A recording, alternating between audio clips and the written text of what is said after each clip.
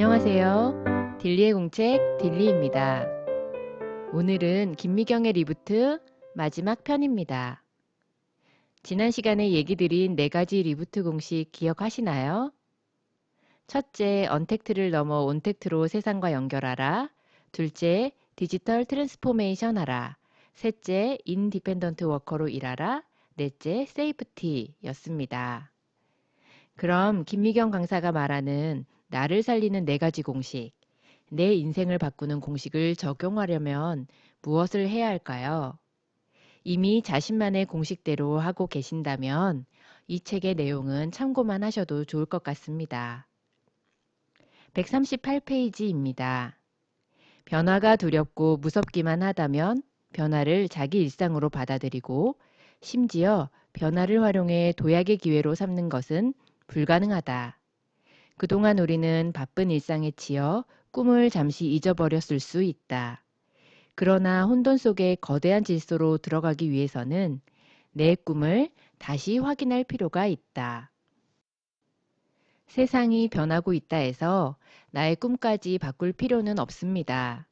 코로나 이후 세상의 변화를 내 꿈에도 적용하면 될 것입니다. 145페이지입니다. 머리로는 변화의 진폭을 이해하면서도 많은 사람들이 변화하기를 망설이는 이유는 지금 가진 것들을 버리지 못하기 때문이다. 코로나 이후 자기 개발의 핵심은 플러스 기법이 아니라 마이너스 기법이라고 강조합니다. 쓸모를 다한 능력을 버리고 새로운 능력을 채워야 한다는 현실적인 이야기를 하고 있습니다.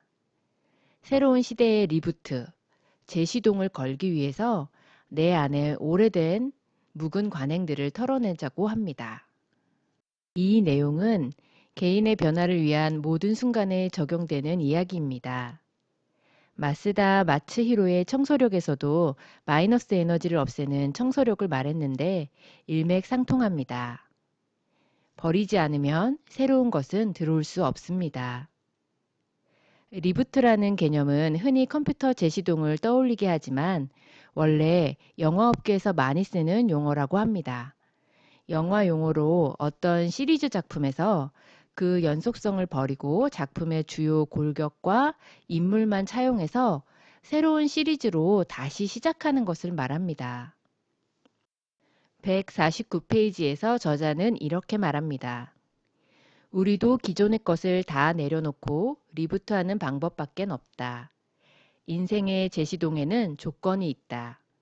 나라는 등장인물은 같지만 새로운 이야기를 시나리오로 만들어야 한다. 나는 내가 가진 것 중 최소한의 기본값, 강사라는 내 직업만 남기고 나머지 내가 고집해온 강의 스타일이나 노하우, 플랫폼 등은 모두 바꿔야만 했다. 살아남기 위한 치열한 공부와 고민을 했던 김미경 강사가 한 것은 바로 자기 시나리오 쓰기였습니다. 비즈니스 세계에서 하는 시나리오 경영에서 아이디어를 얻었다 합니다.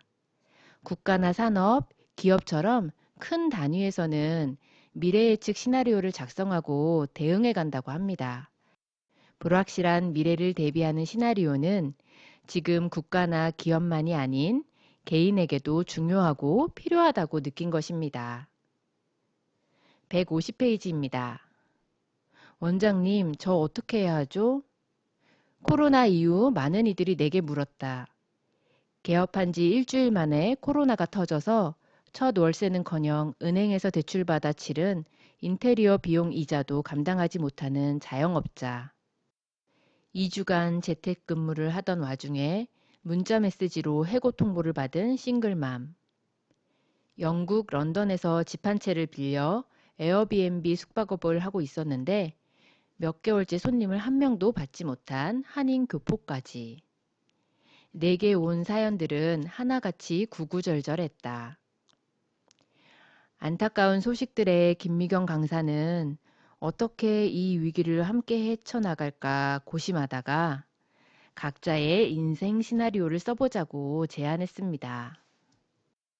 머릿속에 떠도는 여러 가지 생각을 가끔씩 끄적거려 보는데요. 시나리오로 써봐야겠습니다. 불확실하지만 무얼 해야 할지 정리하는데 도움이 될 것 같습니다. 여러분도 앞으로의 나를 그려보고 손으로 시나리오를 써내려가 보면 어떨까요? 저자는 나만의 리부트 시나리오 쓰는 법을 3단계로 알려줍니다. 1단계는 나와 세상을 분석하라 입니다. 시나리오의 목적은 달라진 세상에서 내가 어떻게 살아갈 것인가를 쓰는 것입니다. 가장 먼저 알아야 할 것은 시나리오의 주인공인 나 자신입니다. 158페이지입니다. 지금처럼 모든 것이 급변하는 상황에서 집중 분석할 것은 두 가지다. 코로나 이후를 기준으로 가져갈 것과 채워야 할 것을 재빨리 구분하는 것이다. 자신의 업무 역량 중에서 코로나 이후 세상에서도 여전히 필요하다고 생각하는 것을 적어보라고 합니다. 그게 나의 핵심 역량이고 그것으로 승부를 내라고 합니다. 생각보다 사람들은 자신이 얼마나 괜찮은 능력을 가지고 있는지 잘 모른다 합니다. 자신을 과소평가하지 않길 바랍니다. 또 코로나 이후 세상을 너무 과대평가하고 두려워할 필요도 없는 것 같습니다. 저자의 말처럼 이렇게 한 단계씩 해보면 되겠지요? 161페이지입니다. 하지만 달라진 세상에서 유능한 나로 살아가려면 반드시 채워야 할 것들도 있는 법이다. 원래 가진 핵심 역량을 잘 아는 것도 중요하지만 무엇을 더 채우면 더 유능해질 수 있는지를 아는 것도 필요한 일이다. 평소에 부족하다고 느꼈거나 해봐야겠다고 생각했던 것들 다 있으실 겁니다. 그걸 쭉 적어보라고 합니다. 정해진 답은 없습니다.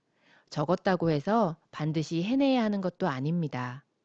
일단 생각나는 대로 가능한 한 많이 적어보라고 합니다. 많이 적다 보면 생각하게 되고 연결하게 되고 정리가 되어 갑니다. 163페이지입니다.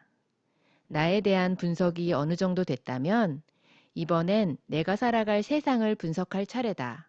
내가 보는 관점에서 앞으로의 세상에서 변하는 것과 변하지 않는 것을 적어보는 것이다.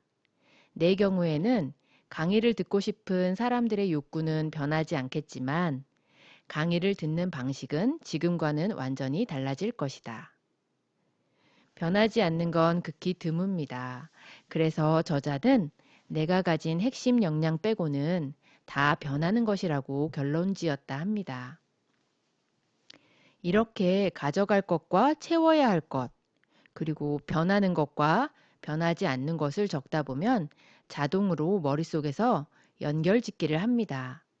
이렇게 하다가 새로운 아이디어도 만들어지고 생각의 정리도 되어 갑니다. 여기까지 시나리오 쓰기 1단계, 나와 세상을 분석하는 단계였습니다. 다음 2단계는 10줄 시놉시스를 쓰고 완성하라입니다. 시나리오가 전체 대본이라면 시놉시스는 요약한 줄거리를 말합니다. 168페이지입니다. 2단계에서 할 일은 1단계에서 찾은 재료들을 가지고 10줄의 시놉시스를 써보는 것이다. 변화하는 세상에 나는 이렇게 맞서 이겨내겠다는 자기선언을 해보는 것이다. 기발함, 대범함, 상상력을 동원하여 써보라고 합니다. 약간 허무맹랑할 정도로 상상해보는 게 좋다고 합니다. 10줄 시놉시스를 쓰고 그러고 나면 하나하나를 4가지 리부트 공식인 온택트, 디지털, 인디펜던트 워커, 세이프티에 대입해 봅니다. 새로운 세상의 질서를 통과하는 과정인 것입니다. 175페이지입니다. 시놉시스는 한 번 쓰면 끝나는 숙제 같은 게 아니다. 중요한 건 쓰면 쓸수록 나의 생각이 정교해지고 나를 위한 솔루션이 풍성해진다는 점이다. 그러니까 처음부터 완벽하게 쓰려 하지 말고 일단 써보는 게 중요하다.